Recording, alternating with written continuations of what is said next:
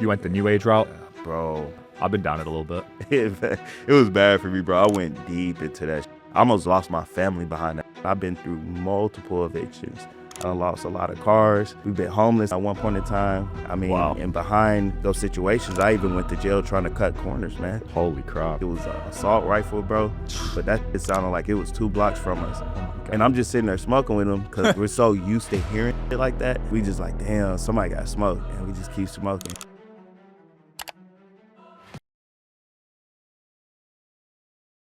All right, guys, we got a local on the show today. We got Devin, a.k.a. the internet therapist, huh?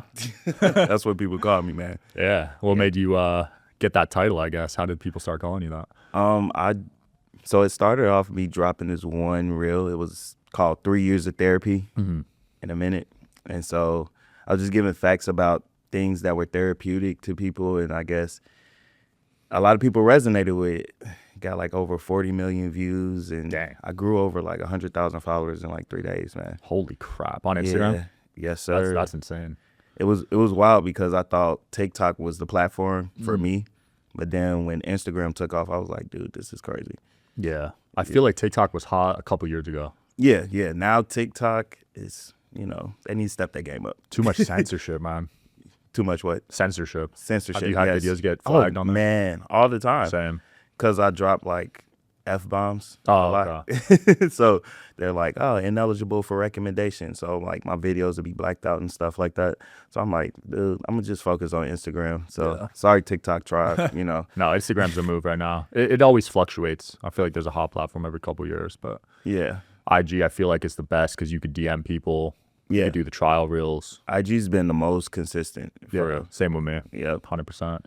So you just started giving kind of therapy advice, but you're not a therapist, and people resonated with it. Hell yeah. I'm not just so y'all know, I'm not a licensed therapist, okay? A lot of people come to me with therapeutic or advice for therapy, and they be like, I got ADHD. How do you PTSD? Look, bro, I show you what works for me, and that's that. Yeah. So when I started talking about the things that I went through and the things I overcame, it made a lot of people feel seen because a lot of times people, they hide all of those feelings deep down inside because, well, work, bills. A lot of people got kids nowadays. So it's just a lot of things that you can't really sit with yourself and figure out who you are and who you really want to become. 100%. I feel like we're so distracted these days Oh, trying yeah. to get by. Yeah, life itself is overstimulating, bro. Like, I mean, we got all this cool stuff right here. We got cameras everywhere. We got our car with, a 3D, got tablets basically in the car for the interface. We got all of these things going on around us, and we react to everything. So we don't really have a chance to respond and listen to what runs our system, which is the nervous system. Yeah, easily. I remember when I was a kid before phones, you had a lot of time to just sit with yourself and think about how the day went and all that. Oh, man. I can't remember. Days, bro. Dude, I can't remember the last time I did that. You know what I mean? I'm on my phone all day. Like, Yeah, I rarely 100%. sit down and just think about stuff. Hell yeah, bro. That's kind of like what I went through when I was going through my, I would say, downward spiral, or we can call it neurosis or whatever. Yeah. I found myself always being in a reactionary mode, like in a reactivity mode, to whereas I'm responding to people's messages, I'm responding to DMs, I'm responding to content, I'm responding to a lot of things, but I'm not checking in with myself. Right. And like that takes a toll on your mental health, even if it's only a little bit, just a little tick off every day. So every day I wake up, I don't even touch my phone. Now I've got my sleep schedule, my circadian rhythm to the point where I could wake up at the same time every day without having to turn on an alarm. That's impressive. Yeah, it's Even pretty cool. if you sleep at a different time? Yeah. Wow. Yeah, my body just knows when to wake up. So I'm not going to say it's like 100% of the time I wake up at 5:30 every day. But majority of the time, I'm going to wake up at 5:30. That's early. Yeah. What time do you sleep usually? I go to sleep around 11. Okay, so about 6.5 hours. Yeah. I got kids, man. I got a lot of kids, bro. You got to work a little extra when you got kids. Exactly. Yeah. So- How many kiddos? You keep it private? No, Oh, okay. I want you to guess. You're saying a lot, so I'm going to guess 4. More than 4? Yeah. 6. Nope. More than 6. I just had my 7th. Holy crap. I literally just had him last week. Dude, that's one of the most I've heard on the show, for sure. I think, so there's different categories. So there's people that have it with one woman. Yeah. So that I feel like that's a separate category than people that have like Elon Musk has 13 kids with like 5 different women. Yeah, Elon crazy for that, man. Yeah, that's nuts. I can't deal with multiple women, bro. No. Yeah, all of them come from the same woman. Oh, that's respect. So you're actually number one then, I think. Yeah. I think you're the most I've heard for one woman. Yes, sir. And that was common with our grandparents, but not anymore. Yeah, that was common back in the days, man. Huge families. Yeah, was the coolest thing, man. We've gone away from that. Why? Why do you think? I think part of it's economics. Okay. I think women can't make enough money. 100%. I think the men can't make enough money to sustain a house and kids anymore. The average male. 100%. You know what I mean? So I think that's a big part of it. I think health for sure. There's a lot of infertility issues. I think that's a part too. Health, fertility, and the economic part. Because a lot of times you see people on social media and they'll be like, oh, well, you could just be a man and like make more money and like X, Y, Z. And don't get me wrong, like I make enough to take care of my whole family and make sure my wife is at home with the kids, homeschooling and all that stuff. So I'm cool, but like that's not the average man's life cycle. Not today. AI just pulled this up actually. So a typical U.S. family needs an annual income of $145,000 to thrive.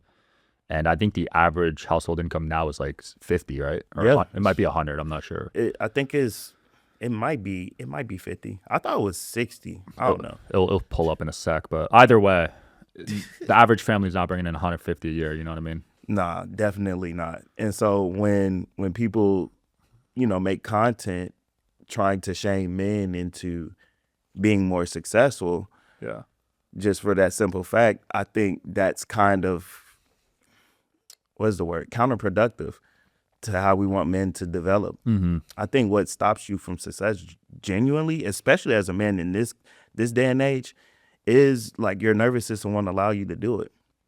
And that might be subjective. I don't know. But like for me, I know my nervous system was so used to chaos and like scarcity.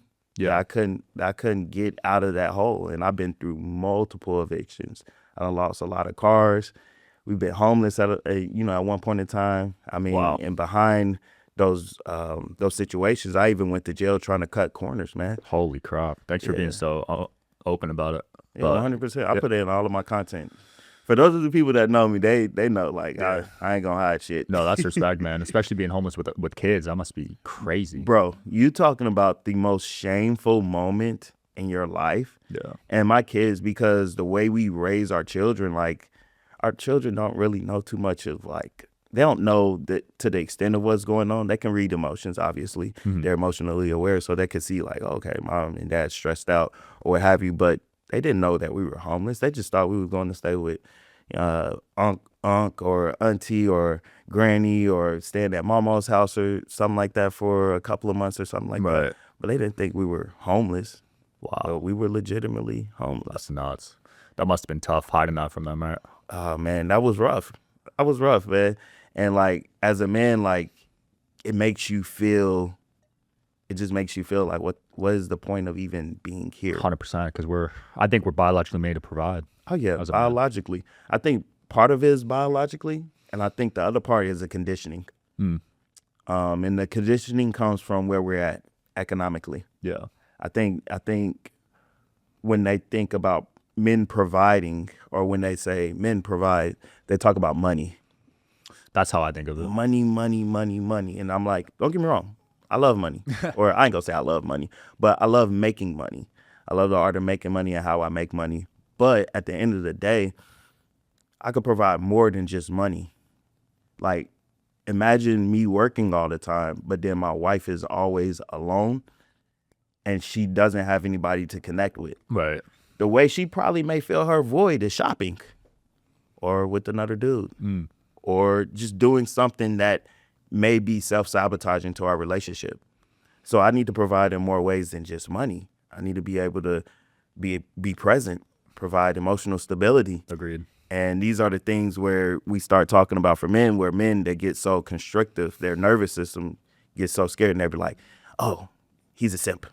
And it's like, nah, we got the wrong, I think the wrong definition of a simp. Yeah, I agree. I know a ton of guys that think working 18 hours a day is able to make up for the lack of time spending with their significant other, but it's not, no matter how much you make. Even working 18 hours a day, especially nowadays, dude, like you can make a good living working 10 times less, right? Especially with AI. So it's like working 18 hours a day doesn't equate to you being a provider. No. Oh, I'm going from the house 18 hours a day, but your kids don't really know you until you get at night. Like, Exactly. You're just a guest appearance in their life. Yep. I think when you're younger, you could get away with grinding and hustling. You got the energy. You could sacrifice your health a little bit. Less at that responsibility. Age.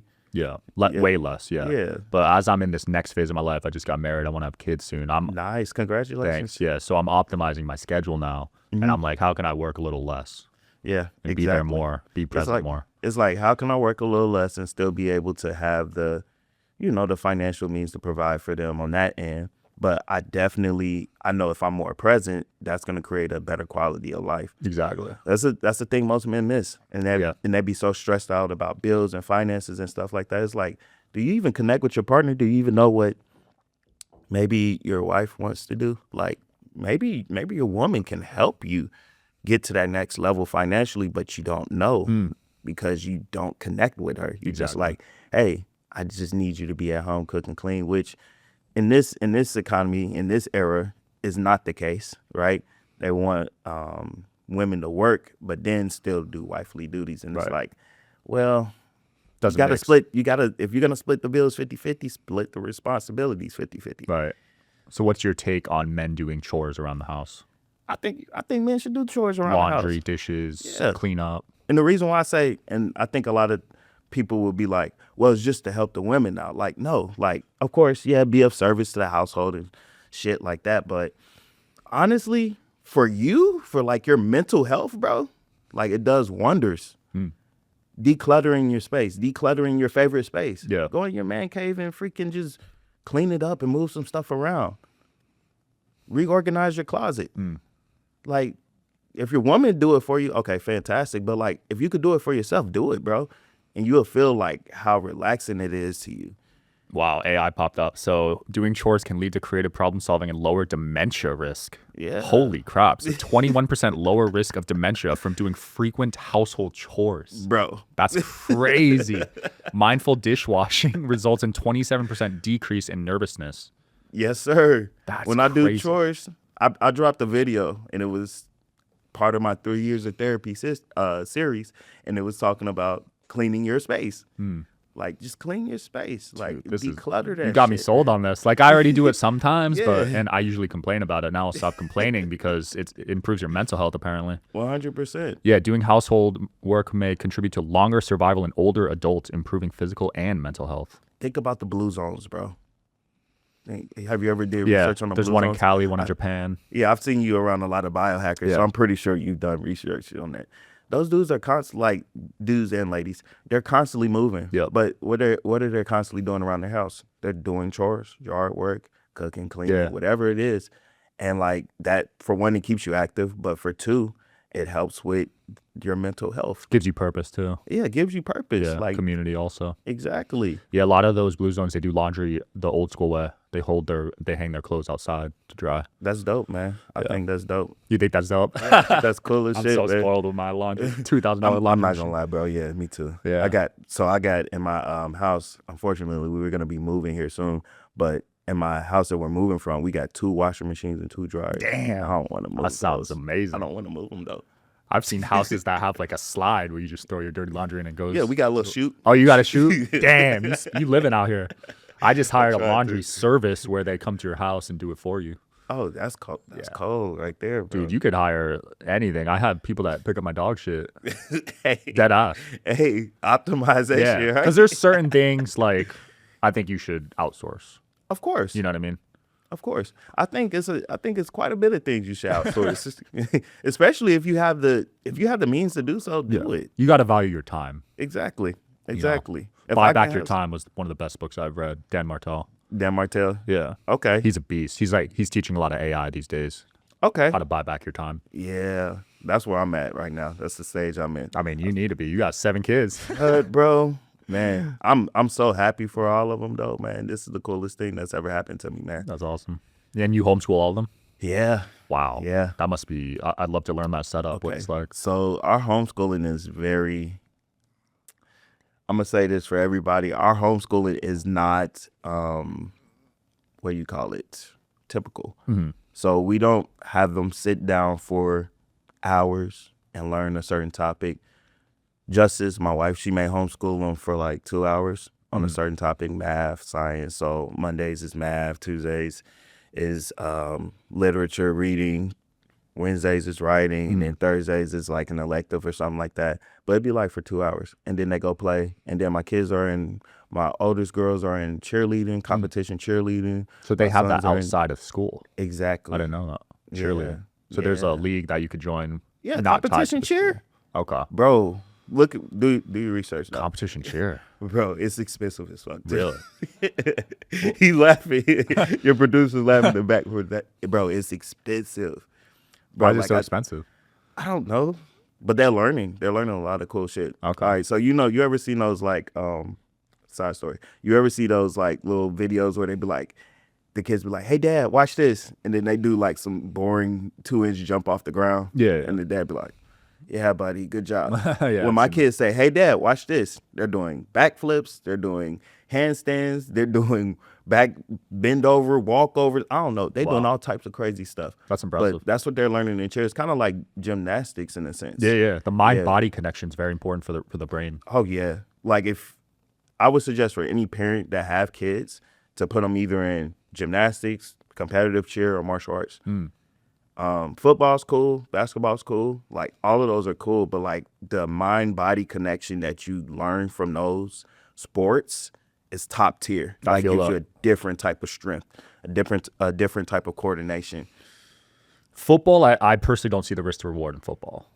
I know that's a hot take, but just like what I've learned, like RIP to Keith Mitchell, he just passed away yesterday at 51. There's a lot of NFL guys passing away in their 50s. From CTE? Yeah, and 60s. It's pretty scary. So football, I'm on the fence about. Yeah, I used to play football back in the Oh, day. yeah? Did you have some brain injuries? I don't know. You never got a brain We'll see scan? when I'm 50, bro. I'm getting close, man. Shoot. I got a brain scan out here. Highly recommend it. Oh, okay, yeah. I'm gonna check it out, man, because I mean I played in college for about a year. Okay. So I didn't play that much. You got I think injured? You just didn't like it, or you didn't like it, or No, necessarily. I wasn't. Honestly, I wasn't good enough. oh, okay. Like I wasn't good enough. I was redshirted freshman year, and then after freshman year, I was just like trying to get a scholarship because I came on as a preferred walk-on, and they were just like, "Yeah, bro, like we're gonna give these scholarships to these new kids coming in." I was like, "Oh shit." Damn. And that's when it hit me because I thought to myself that I was gonna go all the way, go to the NFL and all that shit. That's when it hit me. It was like, okay, this is a different route. You got to take a different route. Yeah. Also, people don't know this. Average NFL career is 2 years. Yeah. So even if you get there, let's say you make $1 million a year after tax, you're making $500K a year. You spent your whole life to get there, and you got 2 years of that job. You made $1 million on average. You know what I mean? I know. I see why you said there's no there's no risk reward. Yeah, I don't like it. Like maybe it made sense at a certain point, but look at this. CTE has been found in 345 of 376 former NFL players. Wow. 91.7%.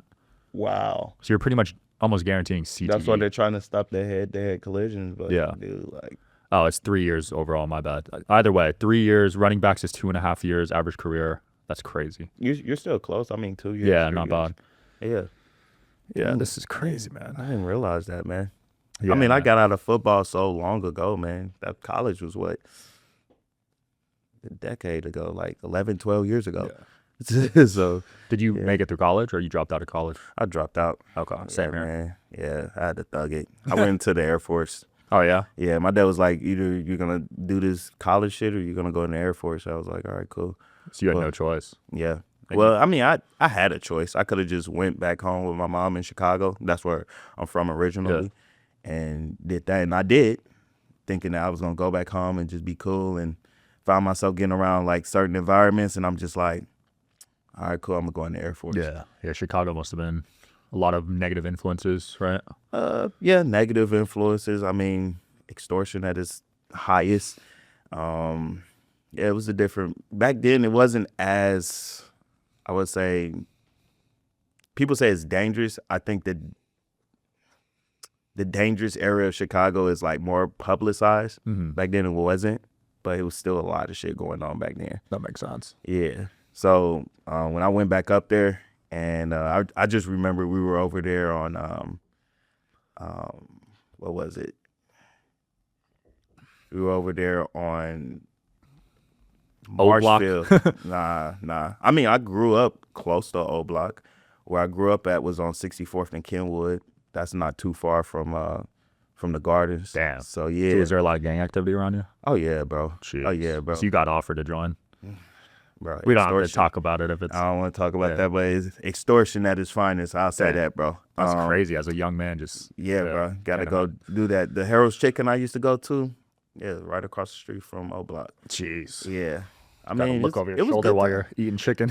Not really. It wasn't like that, bro, because people like, it wasn't like I was super known in the hood. Yeah. Like I was just a kid. Like I'm going to Chicago Military Academy. I play football over there. From in that area, I was a little bit more known because that's where I went to school at. But I just like mind my business, get in, get out. I was Keep just yourself. cool, and I'll be cool with everybody, cordial with everybody. Like just mind your business. I think a lot of times when you in that environment, people try to play like they know what they're doing. It's like, bro, just be you. Like, Yeah. don't try to be tough. So They play on people's insecurities. yeah, That's yeah, how they definitely. recruit people, for sure. Yeah, Exactly. it's saying the neighborhood you grew up in is one of the most dangerous. 19 shootings between 2011 and 2014. Yep. Holy crap. And that's just confirmed shootings. I'd imagine there's way more. Yeah, that was my uncle's house, and then where we moved to when my mom and my dad got divorced, 52nd and Wells. That's 52nd and Wells. That's over there on the other side of the Dan Ryan. I remember growing up over there, and I used to have to get in fights on the way to the bus stop, like to Jeez. catch the bus.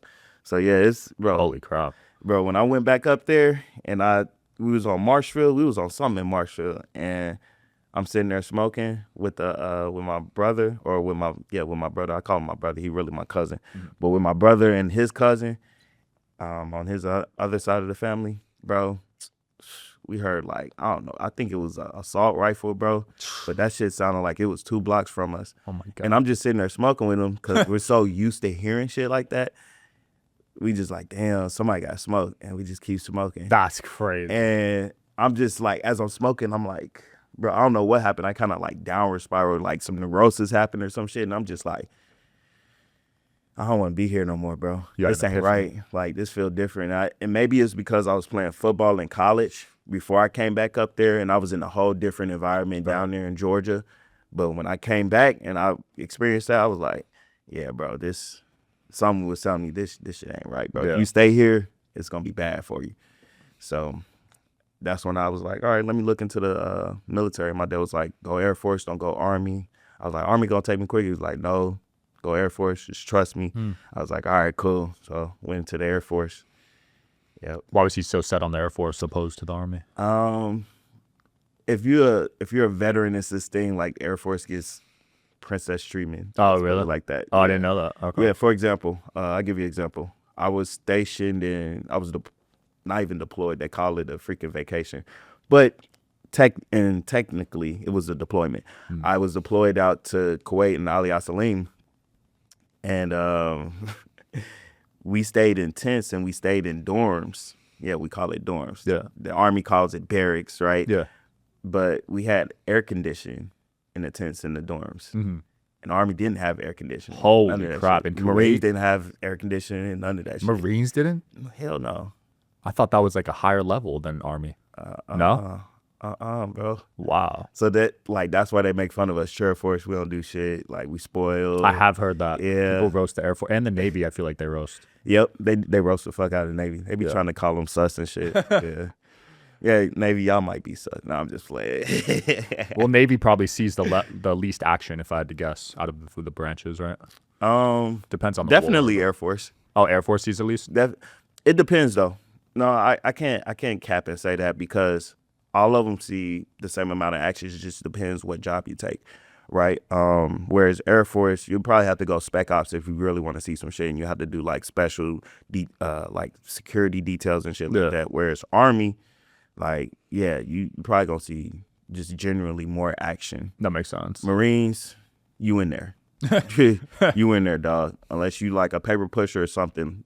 Yeah. The special forces, they're doing crazy missions, right? I've had a few of those guys on. The Green Berets and yeah, bro. That's, I mean, you're gonna see action anywhere, especially in the times we in now, bro. Oh yeah, we're in war, perpetual war. My whole life's been a war. I'm 29. I mean, you're 32, so our whole lives have been. We grew up in this. Yeah, 9/11 is like the start of it for us, right? The whole stuff. We've been in like 10 wars since then. I'm like, bro, like we just used to it. We just like, yeah, cool. It's crazy. It's crazy to be used to some shit like that, right? I don't see it stopping, honestly, because it's become business. Yeah, I'm about to say it's a money engine. Like, it's a huge money engine. Yeah, bro. Everything is. 100%. Everything is a huge money engine. Yep. Yeah, even health. Everything's been monetized. Food. It's dumb. Yeah. If you ask me, it's dumb as fuck. I mean, we have to make our own decisions now. We have to use discernment. Yep. You know, that's how you have to navigate these days. That's why I think one of the things when we talk about like everything being a money engine, one of the biggest things I have run into with people that would ask me for advice or my following is that they'd be like, why are you so like, you know, you're trying to sell this product or you're trying to sell that, and it's like, it's not all about money, blah, blah, blah. And I'm like, bro, this is the game we were born in. This is the game we were born in. Your energetic state, like the physical version of your energetic state is money, bro. It's currency. Yeah. You know, they try to break the words up, currency. Yep. Shit like that. But it makes sense, bro. Like that's energy. So like you have to recharge, you have to recover, you have to build yourself around that shit. Absolutely. Yes. Oh, AI corrected me. I guess only 8 wars since 9/11. My bad, AI. My bad. I was off by 2. AI on point, bro. AI is on point. Still, you get the point. 8 wars since 9/11. That was, what, 25 years ago? Look, you're close, bro. Yeah. Most people be far off. So, so you spent 4 years in the Air Force? 4 years, dog. And what was the big takeaway, mindset shift there? It was a lot of takeaway mindset shifts. I would say the main thing in the Air Force, because I was security forces, so I was kind of like, if you're an Army, it's like infantry, 11 Bravo, right? The thing we would tell ourselves all the time is that our job absolutely sucks, but like we got to embrace it. So it's called Embrace the Suck. That was our thing. Wow. Embrace the suck. What a quote. Yeah, bro. Rucks on rucks, we'll be saying that shit. If we're at a gate that we don't like, we'll say that shit. It was just like it was just our thing. Get to the gate. Embrace the suck. We here for another 12 hours. Me and you. Let's game plan this. And like another thing that was underneath that quote was, it doesn't matter what you're doing. What really matters is who you become doing it and who you're doing it with. That's what really matters. Because like if I got the right people with me, I don't give a fuck about like running into like any type of danger. If I know you got my 6 and I got yours, and you'll step in front of some shit for me, or vice versa, I'll step in front of some shit for you, I don't give a damn. Yeah, gives you confidence, right? Hell yeah. Like now we gonna mob in this motherfucker. Yeah, I like that. That's kind of how I choose the martial arts gyms I train at too. Oh yeah. Yeah, I don't like big ass like commercial gyms. Like I like put me on the small gyms. Like, and if we help each other build into a bigger commercial situation, cool, fantastic. But put me in the small gyms, the little gritty backgrounds, like, you know, the equipment not as good. Yeah. But the people there, they're like, hey, bro, I bet you can't whoop his ass. You know why? Because we train together. We beat each other up all the time, but you can't whoop his ass. And even if you get far as whooping his ass, now you got to go through me. Like, I need that type of brotherhood, that bond. That makes sense. I hear that similar analogy to church, too. Yeah. When churches get too big, it loses its meaning. Or it whatever, loses its meaning. Like, because it's natural, because it's kind of hard to manage when you got like hundreds of thousands of people attending one church. Yeah. It's kind of hard to No, manage. I don't think it's possible. I don't think it's You know possible what I at mean? all. To have the two coexist. I think what makes more sense when you get that big is to start like breaking off into different like sections Agreed. and just have like, you know, maybe make a compound of fucking churches. I don't know. So I that way agree. people that connect with this minister more, they go to his section or some shit and blah, blah, blah. 100% agree. And y'all meet up, you know, at one big gathering or some shit. It's the same with public school class sizes. When it gets too big, like you can't learn as much. Yeah. You know? That's exactly what I never raised my hand in school because there was like 30 kids in my class. I don't want to like put myself out there. I'd Bro, I rather hate learn in a group setting with 5, 10 people that I'm close with. I hated school so much. Almost everyone I know did. And you seem like you were probably pretty good at that shit. So school is just work ethic and memorization. That's So it. when I actually tried, I was decent. Yeah. But then I gave up. Same. You know what I mean? That was me, bro. Like, I think some people say they have photographic memory. Yeah. I don't believe I have photographic memory, but my memory is pretty good.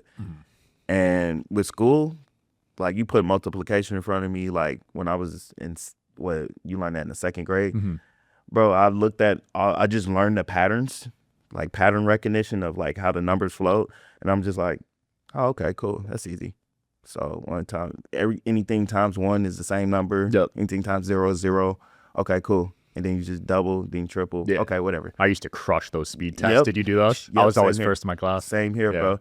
And like after years of, I think I got into like 6th grade. That's when I started like stop giving a fuck about school. Yeah, I stopped once I got into college, so a little later than you. I would say 11th grade, I think.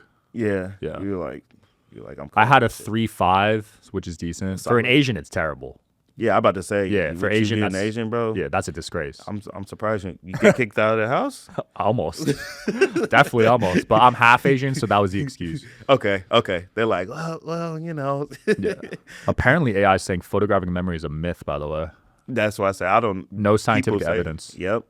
People say they have photographic memory, but like. Yeah. Memory is a reconstructive process, not a recording. Exactly. Interesting. 100%. Yeah, people say they have that, but I don't know. I think pattern recognition is a huge thing. I think that's what it is because I play a lot of chess, and the best chess players just have the best pattern recognition. 100%. They've seen the moves, and they just know how to operate, you know? 100%. Yeah. All right, what else we got? Mental health. How were you after the 4 years? Did you have a lot of trauma from that? A lot of mental issues from what you saw? Well, shouts out to my homies that did go to war. I appreciate you, but I didn't go to war. I didn't go to like a war zone.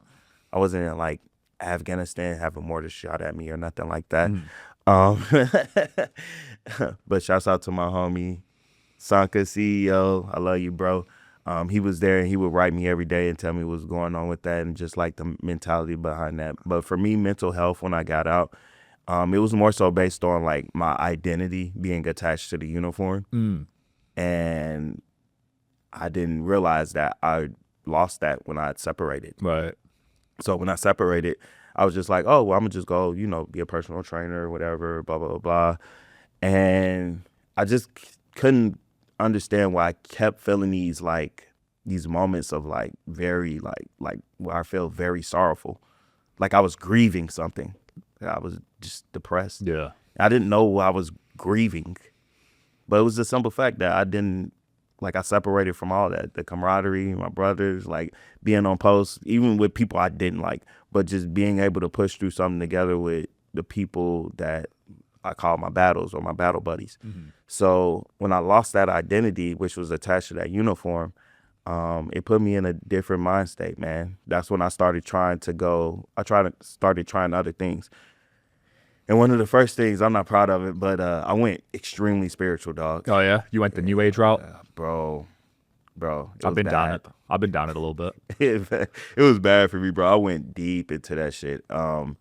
I almost lost my family behind that shit. Wow. Dog. So you went all in. You were Yeah. doing like ayahuasca and all that? I didn't do ayahuasca. The craziest thing is I never did ayahuasca. I never did the toad. None of that shit. I never did. I mean, I done shrooms. That was in high school, though, like trying to just be high. But Yeah, shrooms I don't consider that crazy, honestly. yeah, it's not that crazy. It's almost legal now, I believe. Yeah, in some states, yep.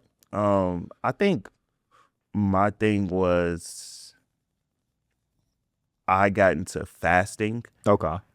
and I started intermittent fasting where I would do one meal a day. Yeah. And I was meditating, and I was like, freaking dealing with the crystals and all that shit.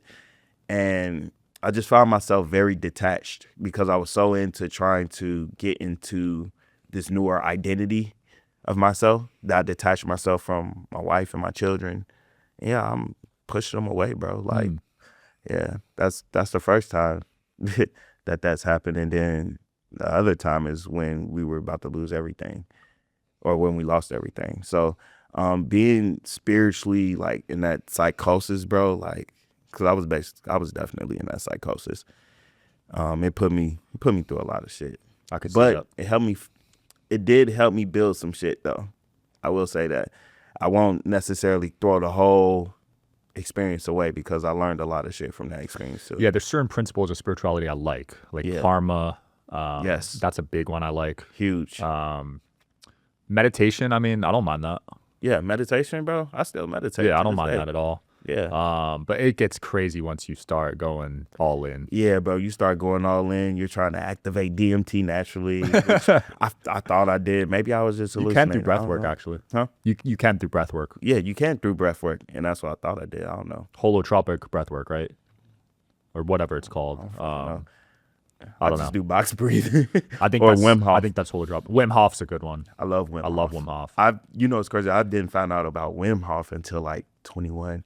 Really? Yeah. He's coming on. I can't wait to interview him. Bro, he's awesome, dude. He's a beast. I like Climbed him, bro. Everest barefoot. Crazy. People die climbing that shit with the heaviest jackets. That's one of my bucket list, man. Everest? Yeah. Oh, you got to go quick because they're making it harder. Yeah. Yeah. Bro, it's a lot. They say there's a lot of trash on there or something. Yeah, they're making it harder. They're capping the number of people now because people are littering and all that stuff. Like, why are you doing that though? Like this. Yeah, I don't litter. I try not to. Oh, it says he didn't. Oh, my bad. So he was wearing shorts and shoes, but had a foot injury. He did not climb barefoot. Okay. Either way, he climbed it with like barely any clothing. Yeah, I'm about to say he did do it like something like that. Cause the Wim Hof breathing technique, I'm not gonna lie, I put it to use, and if you go deep enough in my page, I have this like video of me like basically doing breath work in the snow. Mm-hmm. I put it to use and it works. Damn, like it helps you regulate your temperature and shit. Holy crap. I thought it was some bullshit at first. That's why I tried. I said, let me try it. Cause like I got a decent tolerance to cold. Let me try it. So I'm sitting there and I'm just like doing my breath work. And then next thing you know, once I finish the cycles, cause I think you do it like 3 times, like 40 breaths or something like that, hold for a minute or something. Yep. That's right? So yeah, I did it like that and I felt my body get warm. That's from crazy. Inside out. That's actually crazy. I was like, yeah, bro, this is weird. And I'm like, at first I thought he was just trying to say some stuff because that's when I just got out of a spiritual psychosis. So it was like, I was kind of like not trusting people when they talk about breath work or, holistic medicine. I was just like, bro, I ain't trying to. No, breath work's powerful. For me, I'll use it when I feel anxiety coming on. So I use it as like a nervous system reset. Yes. You know? Yes, bro. I use it as a regulation tool. Yeah. So like in the morning, I do breath work. I do the Wim Hof. Mm-hmm. I'll pray first. Then I'll go do Wim Hof, and then that leads into, I just let that translate into transition into meditation. So I just sit there. You got I'm pretty sure you got infrared light. Yeah, I got an infrared sauna. Yeah, that shit's amazing. That shit's dope, so bro. good, dude. I got the big old light. Well, I The got red it light. for Justice for Mother's Day, but I tend to like whenever I buy her stuff like that, I tend to use it. That's what happens to me. I bought my girl a car. I ended up using it. I bought her a sauna. I ended up using it. Right. I'm sitting there like in front of it, got my goggles on and shit. I'm just like, yeah. Because when they're not using it, I feel like it's going to waste. So I gotta use it. You know what I mean? Bro. Like I'm not about to sit here and spend $1,500 on a big old panel of red light and you not use it For real. Yeah, I love that. Gratitude's another thing from spirituality I like too. Gratitude, Yeah. yes. Gratitude is, bro. So I have this thing about gratitude. It's an action. It's an action. A lot of people want to use gratitude as like this affirmation. Oh, I'm grateful for X, Y, and Z. I'm grateful for the life I'm living. I'm grateful for the house and the car. And I'm like, well, that's just like, cool, whatever. Like, you can get your brownie points. But gratitude is an action. If you say you're grateful for your life, then prove it. which means like, do you train daily? Do you put the right types of food in your body? Are you hydrating? Are you doing things to, regulate your nervous system? If you say you're grateful for your family, how are you showing up for them? How are you showing up for your wife and your children and all that shit? Yep. That shows your level of gratitude. If you're grateful for the money you have, how are you spending it? Are you spending it on, I ain't gonna say dumb shit because it's subjective to what is dumb and what is not. But like, I guess. How are you spending your money? Are you spending it in alignment with who you want to become or out of alignment? So gratitude to me is an action. And I do believe gratitude, like I love taking that from spirituality, gratitude, but it's an action. Yeah, actions speak louder than words. Yeah, 100%. Because if I'm actively showing gratitude, then I'm going to bring more back to me. And that's another thing I love about that I take from spirituality is like law of exchange. What you put out is what you get back. Yeah, similar to karma, right? Yeah, it's very similar to karma. I know Charleston White says that one thing about like you reap what you sow. Yeah. You keep reaping it, you're going to sow it. So it's the same thing. Yeah. It's all the same laws, it's just different languages. Absolutely. Yeah. So you got caught up in the New Age stuff. Did you end up transitioning to a religion, or you kind of just Nope. on your own? I'm just on my own right now. I do understand like God. Yeah. I grew up Christian. I grew up in a Baptist church, but I don't necessarily want to be in those type of environments. Yeah. Don't get me wrong, though. I got a lot of friends that are Christians. I have a lot of friends that are Muslims. I have quite a few friends that are Buddhists. Really? Yeah. So it's like the way I look at spirituality now is everyone has their connection with God. So however you connect with God, that's your business. It's not my business to tell you, oh, this is right or this is wrong or blah, blah, blah. Like, I'm not going to debate with you about no religion, bro, because I think all of the paths lead to God. And the way you get more closer to God is to learn how to master yourself. The self-mastery. Yeah, a lot of people say God's within. Yeah. God, I believe God's with there. I believe God is right here. I believe God is all around us right now. I think God is everywhere and nowhere at the same time. That's how powerful I think God is. And so I never put a limit on God's power. And so if God is so powerful, maybe God have created these multiple pathways because he knows people are going to come from different paths. Or she, I don't know what, who God is. Yeah, can't all the way. Yeah. Could be no gender. Who knows? It could be no gender, right? Yeah, who knows? So, but all I do know is when people are devoted to their religion and when people are walking in their faith, whatever it may be, I do see a change in who they are. I do. So you prefer a religious person over atheist? Hell yeah. Like if they're devoted, bro, hell yeah. Yeah, I would probably agree. Because it's like, because of your belief in God, I know you're not going to backstab me. So that, to me, that just makes it seem like God is real. Right. Like you just made God your like reality. Yeah, if they're actually devoted. There are a lot of fake Christians, unfortunately. A lot of fake Christians. And a lot of people don't talk about it, but I've came across some Muslims that weren't. Really?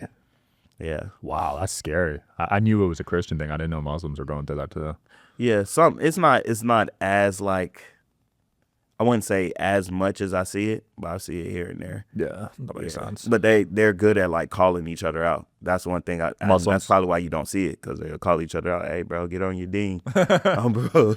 Muslims, if you're devout, you got to pray 5 times a day. Yeah, that's a lot. And that's why I would trust someone who really walks in their faith with that. Yeah, I feel that. Like I would trust them, bro. Yeah. Christians, I would trust them too. Like depending on like just how devoted are you. Like I'm asking what church you're going to for sure. Yeah, I will. That matters a lot. That I will ask that, bro. I will ask that. Yeah, there's some weird ones. Just look at how you live your life too. Like if I'm around you and you live your life in like, don't get me wrong, like I understand everybody's sins. We all do it. But like if you live your life in what you call like complete sin, like you just no repentance, nothing, just, carry your life a different way than what you're preaching. Yeah. I can't trust you. I agree. I look at someone's family, actually, when I see if I want to be friends with them or work with them or whatever. I see how they treat their family, their kids, their wife. 100%. That's important to me. That's huge to me. Yeah. That's huge to me. I think a lot of people get that, like, they be like, well, just business is business and, you know, don't mix the two. And I'm like, bro, no, how they treat their family is probably going to be how they respond to you 100%. as a business partner. Yeah. I don't need to be like we don't need to be best friends to operate in business, but I need to be able to trust you to make a certain decision. I need to be able I need you to be able to have my back and vice versa. I don't work with cheaters. You said what? I don't work with cheaters. No, I've lost a lot. I probably walked away from millions of dollars because of that principle. Mm-hmm. You know what I mean? Facts. But for me, it's like peace of mind. Yep. Because if they're cheating on their girl, they're going to cheat on you. Oh yeah, 100%. Yeah. People don't believe it, but yeah. No, I've seen it so many times.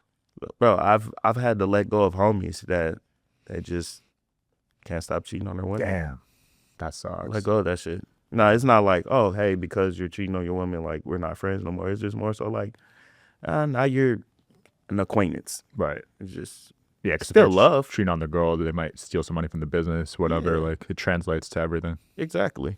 You know, that's supposed to be your rock. Exactly, bro. It's like, it's still love, but now you're in this category of people that I just keep at a distance. 100%. Dude, this was fun. Anything else you want to close off with here? You got any products to promote or anything? Oh man, I got this thing called the 7-Day Life Reset, y'all.